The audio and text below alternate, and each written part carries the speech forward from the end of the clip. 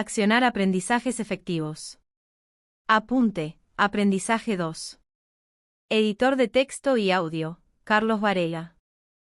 Pichón Riviere, quien fuera fundador de la Asociación Psicoanalítica Argentina, por haber sido uno de los que introdujo el psicoanálisis en la Argentina, fue yendo a la búsqueda de nuevas ideas, de nuevos conceptos, por no encontrar en su práctica psiquiátrica satisfacción, respuestas operativas con lo que por aquel entonces se tenía como conocimiento, como herramienta desde la psiquiatría y el psicoanálisis, recorriendo así un proceso que lo llevó a ir pasando desde el psicoanálisis a la psicología social. La psicología social, a la que le subyace una filosofía, una concepción del sujeto, y una metodología de análisis de la realidad, nace desde la experiencia, desde la práctica, como necesidad de dar respuesta a aspectos de la experiencia que no se les encontraba explicación y por lo tanto posibilidad de modificación. Les cuento lo que para mí son algunos de los episodios interesantes en la vida de Pichón y quizás algunos de los factores que lo fueron, más tarde llevando a desarrollar esta teoría. Pichón Riviere, que murió en el año 77, fue médico psiquiatra con formación psicoanalítica y psicólogo social. Pichón trató siempre de encontrar cuál era la piedra basal, el núcleo de la enfermedad, y es desde esa necesidad que va recorriendo ese proceso, modificando su marco referencial, tomando otros autores, una concepción diferente de sujeto, porque con lo hasta ahí conocido desde la psiquiatría y el psicoanálisis, no era suficiente, no encontraba respuestas satisfactorias al cómo de la configuración de la conducta, llegando así a los conceptos de la psicología social. Pichón, hijo de padres franceses, nace en Ginebra, un poco por casualidad debido al trabajo que tenía su padre que lo obligaba a viajar. Tiempo después vienen a la Argentina. Pichón nunca encontró explicación del porqué de ese viaje de Ginebra a la Argentina. Están muy poco en Buenos Aires, parten hacia el Chaco santafesino para instalarse después en el Chaco, donde viven hasta que Pichón tiene 8 años. La familia provenía entonces, de Europa de un nivel de clase medio alto, y se encuentra después viviendo en el Chaco, produciéndose un choque importante entre las diferencias de esas dos culturas. Una cultura, la europea, basada principalmente en pensamientos racionales y científicos, y una cultura guaraní con un fuerte componente mágico en sus pensamientos, en especial en la significación de la muerte. Pichón, del idioma francés pasa a hablar guaraní, antes de aprender el castellano.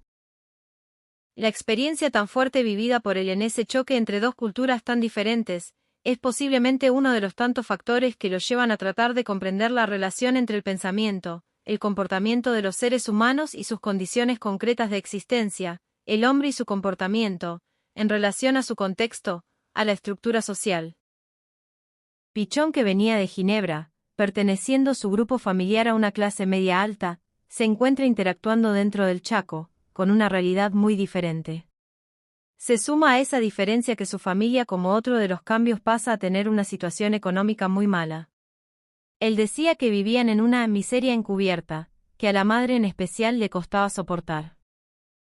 El padre pasaba de fracasos en todo trabajo que emprendía, en la cosecha de algodón, de verduras, pero a pesar de ello era un grupo familiar, muy operativo, muy eficaz, con una adaptación activa a esa realidad, a pesar de tantas frustraciones. Esto también fue algo que dejó huella en Pichón y que está relacionado a la importancia que le dio a la idea de lo grupal como instrumento de aprendizaje. Contaba Pichón que por aquellas épocas de sus días en el Chaco, hubo una noche una invasión de langostas que en pocos minutos estando ellos en la casa, vieron cómo les comían el techo y que el padre dijo, ¡qué hermoso cielo azul! Esto marcaba cuál era la forma de adaptación de su grupo familiar. Pichón después en su vida, tiene un largo peregrinar, no tuvo una vida prolija, pasó por todas.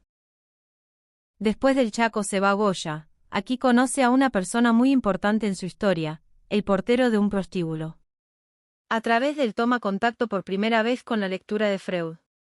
Empieza a rondar en él la idea de estudiar medicina y psiquiatría, siempre con la necesidad de comprender acerca del porqué de la tristeza y tratando de saber cuál era la piedra original de la locura. A los 18 años va a Rosario a estudiar medicina, enferma de neumonía, él dice que enferma por una bohemia muy dolorosa. Vuelve a Goya, y trabaja en el prostíbulo, enseñándoles modales a las prostitutas, a pedido del dueño del prostíbulo. Viaja a Buenos Aires, se instala en una pensión, compartiendo la pieza con Roberto Arlt, a quien considera uno de sus maestros. En su formación como médico le preocupaba que en la psiquiatría y en la psicología hasta ese momento se planteaba que habían enfermedades que no tenían cura. Él no se resignaba a esta idea, dedicando todos sus esfuerzos en seguir tratando de descubrir la esencia, lo fundante, de la enfermedad. Vamos en diferentes momentos a volver a aspectos de la vida de Pichon, porque están muy ligados a la teoría que partió de sus propias experiencias de vida. Les recomiendo como lectura Conversaciones con Enrique Pichon Riviere, de Vicente Cito Lema. Para la psicología social no hay nada dentro del mundo interno, dentro de lo subjetivo, que no sea experiencia interiorizada. Es decir, ese mundo interno, ese marco referencial, que todos tenemos, que es desde el cual pensamos y abordamos la realidad, es producto de los aprendizajes realizados en las diferentes experiencias que fuimos viviendo. Eso es lo que nos diferencia los unos de los otros, si bien podemos tener algunos pensamientos o formas de abordar la realidad similar, producto de puntos en común de nuestras condiciones concretas de existencia. Los que estamos acá, pertenecemos casi todos, a una misma época histórica, a una misma clase social, a una misma realidad actual. Eso es lo que hace a que podamos llegar a tener algunos aspectos similares en cuanto a nuestras necesidades y a nuestras conductas. Cuando decimos que el sujeto es un ser de necesidades que se satisface en relaciones sociales que lo determinan, también decimos que el sujeto tiene la posibilidad de aprender la realidad, transformándose y transformando esa realidad. En la relación sujeto-mundo va habiendo entonces un pasaje permanente y mutuamente modificante entre lo interno y lo externo. Como sujetos de necesidades, debemos relacionarnos con la naturaleza, con la sociedad, con los otros, para poder satisfacer esas necesidades. Aparece entonces como otra de las contradicciones que se desarrollan, la de necesidad-satisfacción, y en ese recorrido van habiendo gratificaciones y frustraciones. En ese camino de encuentro con los otros, a partir de necesidades, van habiendo diferentes exigencias adaptativas. Frente a las necesidades y a las exigencias adaptativas, vamos teniendo diferentes formas de adaptación. Desde ahí surge la idea de adaptación activa o adaptación pasiva, pasando a ser esta una idea más abarcativa, más totalizadora que hace a nuestro criterio de salud-enfermedad. Adaptación activa, adaptación pasiva, salud-enfermedad, como unidades dialécticas que están dentro de cada uno de nosotros. Nadie es toda adaptación activa o toda adaptación pasiva, sino que son polos contradictorios que luchan dentro de nosotros frente a cada exigencia adaptativa. La adaptación activa o pasiva se relaciona al reconocimiento o no de las necesidades, al acatamiento, al no cuestionamiento, o a la posibilidad de una lectura crítica, propia de la realidad, a la posibilidad de transformarse y transformar, relacionado al cómo en cada momento vamos resolviendo esa contradicción, sujeto-mundo, necesidad-satisfacción. Desde esta idea de salud, aprendizaje, movimiento, transformación, cambio, se desprende a que no solamente somos determinados por la experiencia, sino que también somos determinantes en relación a nosotros y la experiencia, en relación a nosotros y lo externo. Es decir, que no solo somos sujetos producidos, sino que somos también sujetos productores. Dos temas puntuales que voy a desarrollar. Miedos básicos y tele. Cuando hay aprendizaje, la relación entre lo interno y lo externo es dialéctica. El pasaje entre lo interno y lo externo es fluido. Hay movimiento, plasticidad. En el recorrido de la espiral existe permanentemente una contradicción entre proyecto y resistencia al cambio. Lo deseado se relaciona al proyecto y lo temido a la resistencia. Sigan teniendo en cuenta el punto de partida que está dado por la existencia y desarrollo de la contradicción entre necesidad y satisfacción. El proyecto y la resistencia existe en todo proceso de aprendizaje.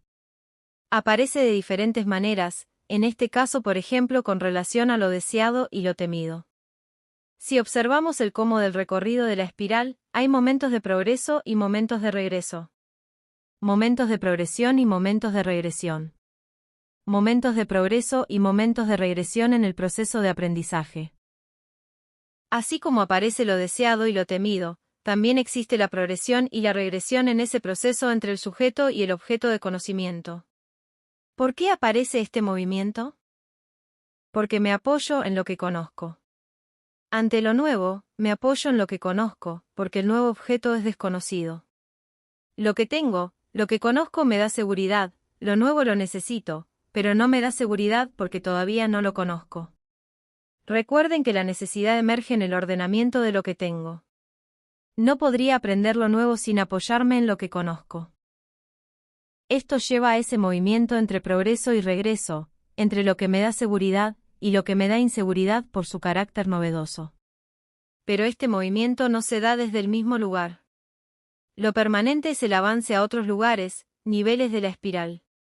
Aunque hay regreso, nunca es al mismo lugar, al mismo nivel anterior. Esto pasa en todo proceso de aprendizaje. Si miramos con mayor profundidad el recorrido de la espiral, vemos que hay momentos de cierre y momentos de apertura. ¿Cuál es el significado? En el momento de cierre hay apropiación del objeto de conocimiento.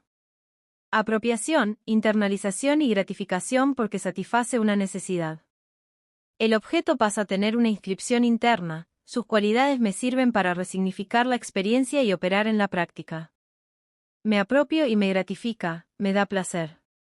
El momento de apertura es el ir en búsqueda de un nuevo objeto. No hay contradicción entre apertura y cierre.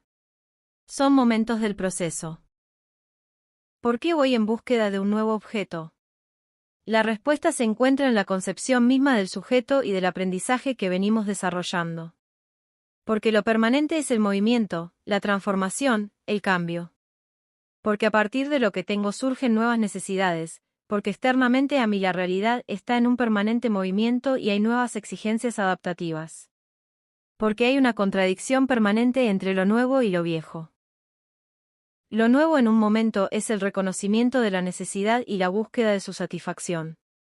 La satisfacción y apropiación del objeto es viejo ante la aparición de la nueva necesidad. De esta manera siempre lo nuevo dirige, siempre lo viejo se transforma en lo nuevo, cuando el proceso es dialéctico, cuando no se produce un trastorno o bloqueo. Siempre aparece la búsqueda de lo nuevo. Lo viejo, la necesidad tiende siempre a transformarse en lo nuevo, la satisfacción. Esto dentro de los tiempos de cada uno y en condiciones más o menos 3 aprendizaje 2 favorables o posibles para que este proceso se desarrolle. Estos dos momentos diferentes, cierre y apertura, están siempre dentro del desarrollo de la contradicción entre lo nuevo y lo viejo. Dentro de los procesos puede haber momentos que aparezcan causas que se convierten en obstáculos en el momento de cierre o en el momento de apertura. Puede pasar que, por ejemplo, me quede en la situación de cierre con el objeto y no vaya en búsqueda de lo nuevo que necesito, que no haya un recorrido hacia la apertura. Ese obstáculo emerge por un elevado monto de ansiedad. En todo aprendizaje, en toda situación nueva hay ansiedades. Sin nada de ansiedad, no podría aprender, no me relaciono con el objeto. Con muy poca ansiedad, la distancia es muy grande y no hay apropiación. Con mucha ansiedad tampoco hay aprendizaje, porque me confundo con el objeto, no puedo discriminarme de él. Hay un mínimo de ansiedad, necesaria para poder aprender. Las ansiedades están presentes entonces en todo proceso de aprendizaje. ¿Cuándo se transforman en obstáculo? En la situación de apropiación, si no puedo salir y me quedo encerrado, la ansiedad se describe como agorafóbica, ansiedad, miedo a lo abierto. Esta ansiedad no permite comenzar a abrirme en la búsqueda de un nuevo objeto por la fantasía de perder lo que adquirí. Esto hace a que me quede en una situación de encierro, como disco rayado. Se produce entonces un trastorno en la posibilidad de aprendizaje, de adaptación a las nuevas exigencias adaptativas.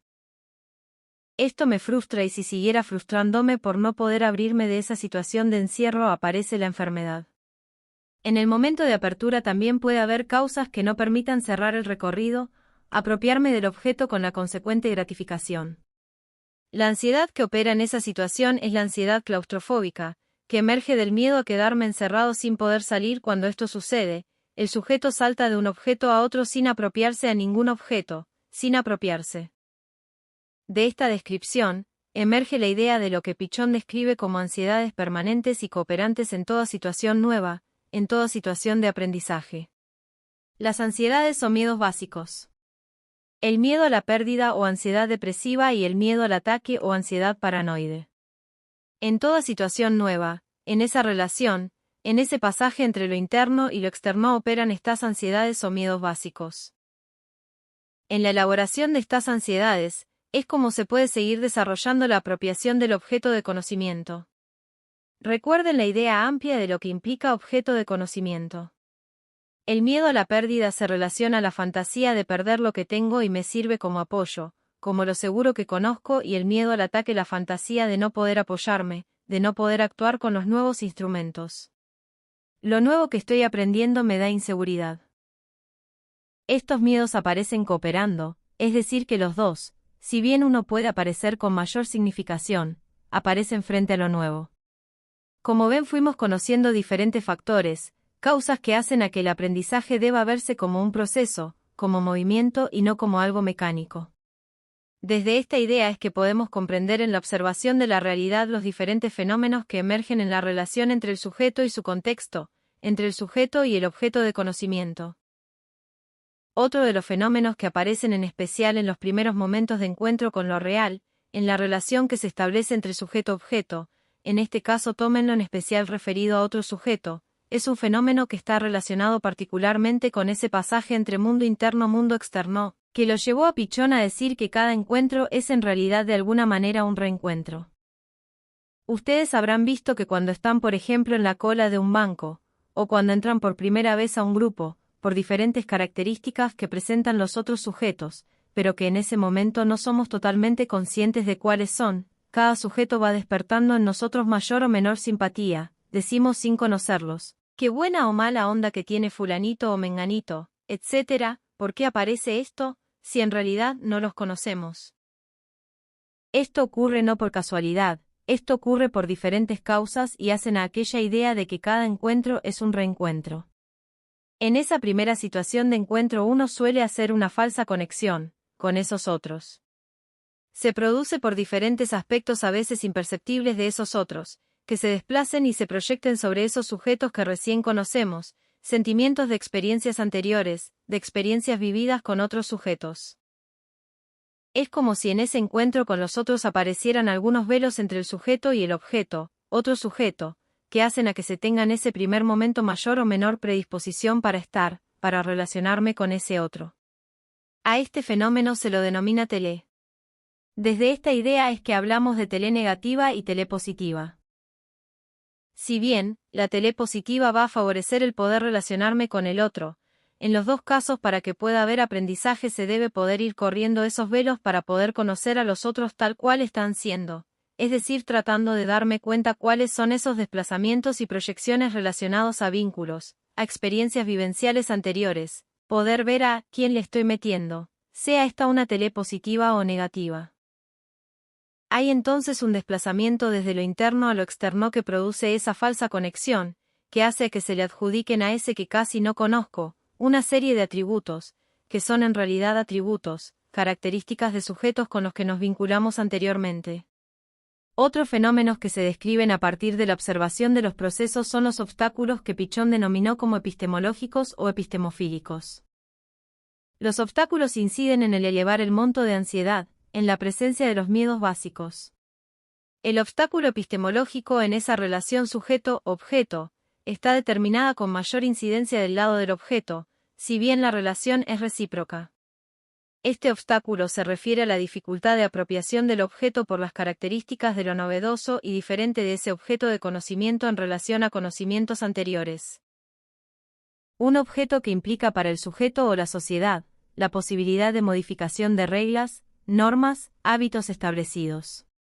Un objeto que puede hacer variar la idea sobre las cosas, y formas de relación, que incluyen la inserción en los medios, en las formas de producción, que se estaban teniendo hasta ese momento. Por ejemplo, cuando Colón descubrió y dijo que la Tierra era redonda y su hipótesis de la existencia de otros continentes. Esto se convirtió en obstáculo epistemológico para grandes sectores de la sociedad de aquel momento. Por ejemplo, lo que para muchos de nosotros puede pasar con el avance de la informática, de la computadora. Un chico que viene teniendo la idea y el manejo de la computadora como parte, como elemento que existe desde que nació, se relaciona de manera diferente que el adulto. Para un adulto puede transformarse o puede aparecer al querer aprender computación un obstáculo epistemológico subyaciendo al decir: No, con esto no puedo, esto no es para mí, nunca voy a aprender a manejarla.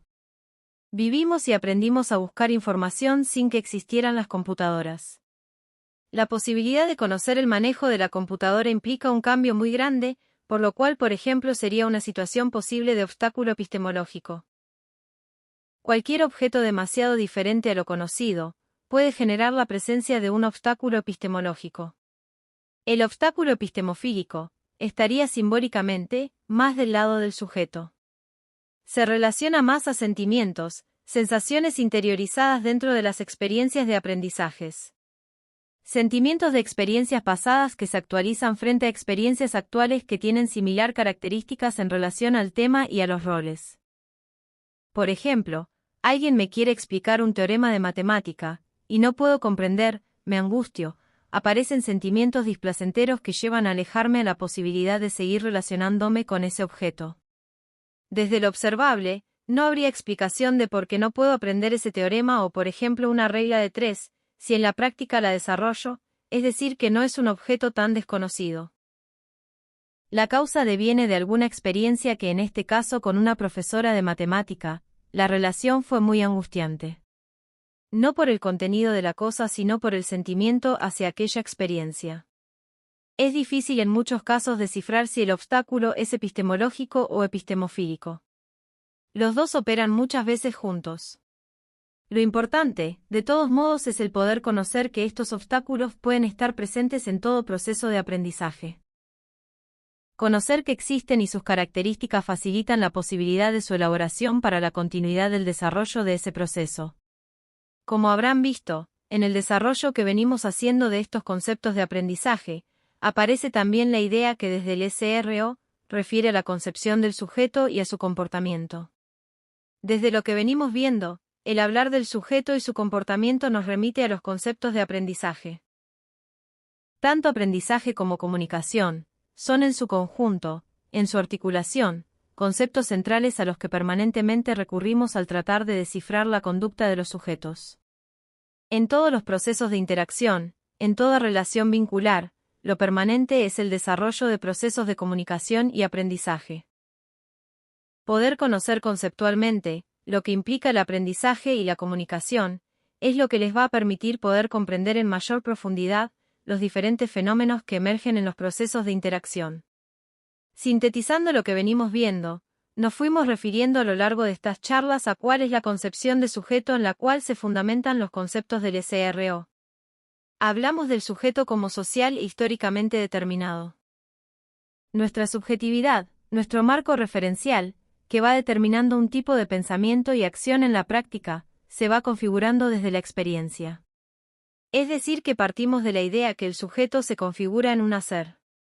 Vamos siendo en cada aquí y ahora la síntesis de la historia de nuestras experiencias de interacción de relaciones sociales, vinculares en las cuales nos fuimos y vamos configurando en permanentes procesos de comunicación y aprendizajes. La acción, la praxis es fundante de la subjetividad. Esto nos remite a la idea del sujeto y sus condiciones concretas de existencia, relación indivisible para poder comprender al sujeto y su comportamiento. Condiciones concretas de existencia se refiere al lugar en que el sujeto habita, la manera en que se insertan los medios de producción, la clase social a la que pertenece, el momento histórico en que vive, etc. Nuestro aquí y ahora es emergente de un proceso de relaciones e interacciones dentro de redes sociales y vinculares, en una determinada época, dentro de un determinado tipo de organización política y socioeconómica. No hay nada en el sujeto que no sea la resultante de la interacción entre sujetos, grupos y clases sociales. En el hacer que transcurre desde que nacemos es como se va configurando nuestra subjetividad que va determinando diferentes formas de adaptación de encuentro con la realidad. Encuentro con la realidad que implica nuevos aprendizajes y la posibilidad de resignificación de las experiencias, la posibilidad de transformación recíproca entre sujeto-contexto. Desde la experiencia, desde la praxis, vamos internalizando ideas de las cosas, de los otros, y de nosotros mismos. Vamos viendo, aprendiendo desde la observación de la experiencia desde donde nacen los conceptos, cómo se va desarrollando y resolviendo la contradicción sujeto-mundo. Contradicción sujeto-mundo de la que se desprende la contradicción entre necesidad-satisfacción. La necesidad y la búsqueda de la satisfacción es el motor de la relación entre el sujeto y el mundo externo. La necesidad, como ustedes saben, es interna, tiene un registro, una expresión interna en el sujeto. ¿A partir de qué momento aparece el registro de la necesidad? Establecemos desde el nacimiento el comienzo del proceso de la experiencia y el registro de la necesidad. No es mucho lo que se conoce con relación al psiquismo dentro de la vida intrauterina. Las hipótesis que sobre ese momento se realizan, determinan una organización muy precaria de vida psíquica, dentro de la cual lo que sería el registro de la necesidad y su satisfacción se mantiene en una relación de unidad, de no diferenciación entre el sujeto y el objeto de la satisfacción, por lo cual no hay registro de la necesidad, de la carencia. Hay una escasa maduración que no permite el discriminar cuerpo propio, cuerpo materno, lo interno, lo externo. A partir del nacimiento, comienza a haber un proceso que lleva al reconocimiento de no ser uno con el objeto de la gratificación. Se va rompiendo con la fantasía narcisista de ser uno con el objeto o de control omnipotente sobre él. Es por lo tanto a partir de la experiencia, del nacimiento, del encuentro con lo externo que comienza el proceso que lleva al reconocimiento interno de la necesidad y la búsqueda de la gratificación. Desde el nacimiento comienzan a haber una cantidad de exigencias adaptativas. La vida es una secuencia ininterrumpida de exigencias adaptativas, por lo tanto una secuencia ininterrumpida de procesos de aprendizajes, que van determinando diferentes formas de adaptación. Es desde las necesidades que se desarrolla la relación sujeto-mundo. Desde que nacemos, desde el comienzo del desarrollo de las experiencias se va desarrollando también un circuito permanente de causas que devienen de la interiorización de la experiencia y que en su concatenación emerge lo que falta, de lo que se carece, tomando la expresión interna de necesidad. Fuimos viendo también las causas por lo cual el objeto toma significación para el sujeto. Las causas por las cuales el objeto dentro de la experiencia de aprendizaje se interioriza, pasa a inscribirse internamente en el sujeto. Es cuando se relaciona, se articula a la necesidad. Fuimos viendo el cómo del recorrido dialéctico, espiralado del proceso de aprendizaje, que implica momentos de progreso y momentos de regreso, recorriendo permanentemente la espiral dialéctica del aprendizaje, la contradicción entre proyecto y resistencia al cambio.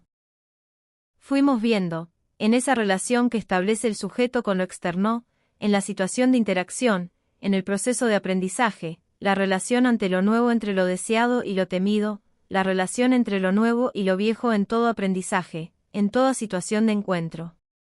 Lo nuevo y lo viejo, ¿qué implica? Como sujetos del conocimiento, de la praxis, del aprendizaje, como sujetos que vamos siendo producidos dentro de redes sociales y vinculares y que a la vez somos por ser sujetos de la praxis, productores, sujetos con la posibilidad de aprendizaje que implica la posibilidad de transformarnos y transformar la realidad, hace que frente al registro de la necesidad, al ir en búsqueda del objeto de la gratificación, hay aspectos de nuestro marco referencial, de nuestra estructura de pensamiento, que son viejos en relación a lo nuevo que se presenta. Esa vieja estructura por el registro de lo que carece y por lo tanto necesita, debe dar lugar a una nueva estructuración. Por lo cual en la espiral del aprendizaje, esa contradicción entre lo viejo y lo nuevo, se presenta como vieja estructuración y nueva estructuración. Se va dando un permanente movimiento, dentro del proceso dialéctico de aprendizaje, entre desestructuración y estructuración. Ante el nuevo objeto de conocimiento, por lo que venimos desarrollando aparecen como parte del proceso las ansiedades o miedos básicos, que devienen de ese movimiento entre lo viejo y lo nuevo. Ansiedades básicas que describimos como miedo a la pérdida y miedo al ataque. Es a partir de su reconocimiento y elaboración como puede continuar esa relación dialéctica, mutuamente modificante del aprendizaje. Todos estos factores que inciden en el aprendizaje, nos van dando desde lo conceptual la posibilidad de ir comprendiendo desde una mirada totalizadora, lo que ocurre en esa relación sujeto-mundo. Comprensión que nos va a permitir operar de una manera diferente en ese recorte de la realidad, el de las interacciones humanas. Como ya vimos, vamos teniendo aprendizajes conscientes y también aprendizajes inconscientes que se refieren al cómo del aprender, que es lo que denominamos meta-aprendizaje. Este aprender a aprender, que proponemos en este aprendizaje de psicología social, es el poder hacer consciente lo inconsciente con relación a esos procesos de aprendizajes, que fuimos teniendo y que seguimos teniendo en cada situación de encuentro con lo real. Aprender a aprender y aprender a pensar, como ejes de este aprendizaje. Aprender a aprender desde la idea de poder ser conscientes el cómo estamos aprendiendo, cuál es el método con el cual analizamos la realidad, en la cual estamos siendo parte en permanentes situaciones de aprendizajes. Poder ser conscientes si podemos problematizar esa realidad, si podemos poner y ponernos en cuestión dentro de esas relaciones que vamos estableciendo en cada experiencia. Si podemos problematizar, analizar, comprender, aprender con la posibilidad de transformación. Poder pensar teniendo una lectura crítica de la realidad y de nosotros mismos dentro de ella. Lectura crítica que implica conocer, descifrar desde nuestra propia identidad. Lectura crítica que en oposición a una lectura ingenua implica el poder conocer en profundidad las cosas y a nosotros mismos en relación a las cosas. ¿Por qué menciono la idea de nosotros mismos? Todos tenemos una idea sobre uno mismo. ¿Cómo se origina? Desde la experiencia interiorizada. Se origina en los diferentes procesos de aprendizaje, deviene de las gratificaciones y frustraciones en las experiencias, del cómo de la adaptación a las diferentes exigencias adaptativas, del cómo de la producción, del cómo del hacer, de la praxis. Tenemos una imagen interna, una idea de uno mismo, que deviene de la experiencia. En esa configuración de la subjetividad, en el hacer, en la experiencia de vida, dentro de esas experiencias de interacción con los otros y de relación con las cosas, vamos internalizando desde la acción de los diferentes roles y funciones una idea de uno mismo, a partir de esas interacciones y a partir también del destino social de nuestras necesidades. Por ejemplo, en este momento ustedes van internalizando en esta experiencia no solo el modelo del rol docente, sino el de ustedes mismos como sujetos del aprendizaje, como integrantes o alumnos. De la misma manera voy dentro de esta experiencia por la interacción con ustedes internalizando una idea de mí mismo en el desempeño del rol docente. Van internalizando no solo a los otros, a las cosas en cada proceso de aprendizaje, sino a ustedes mismos dentro de la experiencia. En esa sumatoria de acciones es que en el sujeto va formándose internamente la idea de uno mismo. A esta idea de uno mismo se la denomina self. Este self va a determinar también el cómo del abordaje de la realidad. En esos procesos de interacción, ¿qué más vamos internalizando?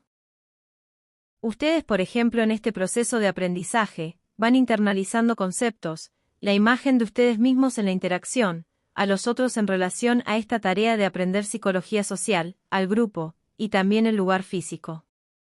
El contexto físico en el que estas interacciones se desarrollan. Seguramente este espacio físico del aula de la charla teórica no tiene la misma significación para ustedes ahora que cuando la conocieron.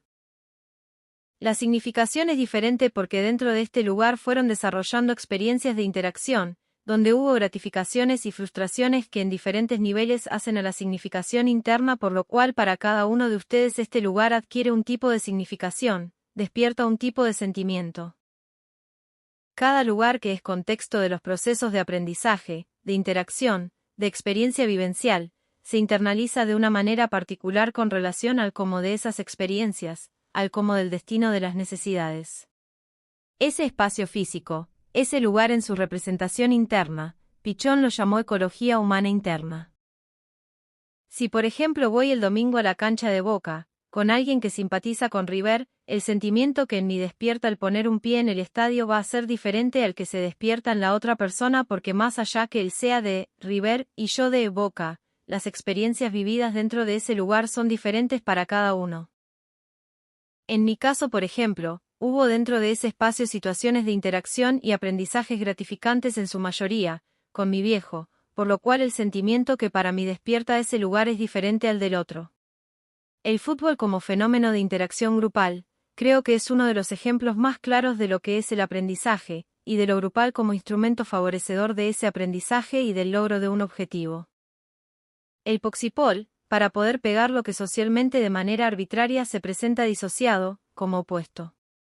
Por ejemplo, teoría y práctica, sentimiento, pensamiento y acción, aprendizaje y juego. Vamos creciendo, por ejemplo, con la idea que el sentir y el pensar se contrapone. Venimos transcurriendo dentro de situaciones de aprendizajes donde el sentir no es tomado en cuenta o se lo descalifica. Esto dentro de la enseñanza sistematizada y también dentro de los procesos muchas veces de nuestras interacciones cotidianas. El manifestar el sentir se suele desvalorizar porque se le da la connotación de lo no productivo, de pérdida de tiempo. Estas disociaciones, estas separaciones arbitrarias, no son casuales sino causales, porque en la medida que neguemos, que reprimamos nuestros sentimientos, nos es más difícil reconocer nuestras necesidades y tratar de satisfacerlas, por lo cual es más difícil poder tener una adaptación activa que implica la posibilidad de transformación. Para estas disociaciones, el poxipol. La tijera para cortar lo que arbitrariamente está unido. Por ejemplo, dolor-aprendizaje. Hay muchas frases que significan estas uniones arbitrarias que tratan de naturalizar hechos sociales, que devienen de causas concretas. Por ejemplo, la letra con sangre entra, los argentinos somos derechos y humanos, etc. Estas cosas, cuando no las problematizamos, son elementos de nuestro marco referencial, que se van muchas veces internalizando inconscientemente con la fuerza de lo natural, de lo que es así, porque sí. Les traigo algo más. Hay diferentes momentos en el proceso de aprendizaje. Un primer momento, como por ejemplo esta charla. La totalidad del objeto. Lo que facilita su apropiación es la posibilidad de un momento de fragmentación del objeto. Fragmentar el objeto para pasar a un momento posterior de nueva integración. ¿Por qué fragmentarlo? ¿Cómo se vuelve a integrar? Si no se fragmenta, por lo extensa, o por todo lo que puede movilizar, lo que aparece si la quiero comprender en su totalidad, es confusión. Al fragmentar voy con un aspecto del objeto, como si fuera una pieza de un rompecabezas a resignificar experiencias, a tratar de comprender y lo voy a ir uniendo a otros fragmentos que van trayendo otros compañeros. Posteriormente se van a ir integrando los diferentes fragmentos pudiendo hacer una síntesis del objeto, al que se le suma no solo el desarrollo conceptual, sino que también la experiencia de cada uno resignificada desde ese objeto de conocimiento. Cuando desde el momento de la fragmentación no se puede pasar al momento de síntesis o de integración de la totalidad del objeto es porque está habiendo una situación de dilematización. Uno dice tal cosa es blanco y el otro sostiene que es negro, aferrándose cada uno a lo suyo, sin poder ver la posibilidad de integración, de relación de los dos aspectos. Por ejemplo, vamos a los grupos, y ante una situación de obstáculo alguien lo relaciona a un obstáculo epistemológico y otro a un obstáculo epistemofílico, se pelean, cada uno mantiene su posición sin poder integrar dándose cuenta, que en esa situación los dos obstáculos están presentes.